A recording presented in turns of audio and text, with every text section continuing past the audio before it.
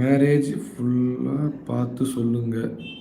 Marriage இருக்கா இல்லையான்னு பார்த்து சொல்லுங்க ப்ரோ. பிரபீஸ் சொல்லிடுறேன். ஆக்சுவலாக உங்கள் ஜாதக பிரகாரம் 2 விஷயம்.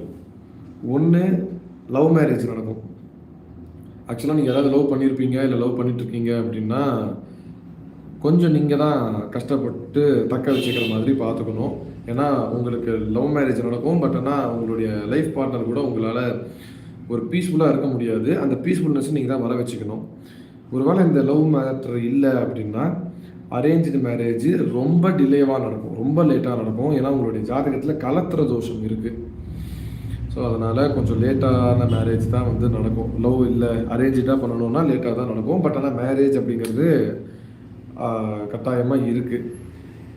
முடிஞ்சால் மகாலட்சுமிக்கும் முருகருக்கும் வந்து விரதம் பண்ணுறது, பூஜை பண்ணுறதோ இது மாதிரி ஏதாவது அனுஷ்டானம் பண்ணுறதுல கொஞ்சம் நீங்கள் கான்சன்ட்ரேஷன் பண்ணிடலாம். உங்களுக்கு அது சௌகரியமாக இருக்கும்.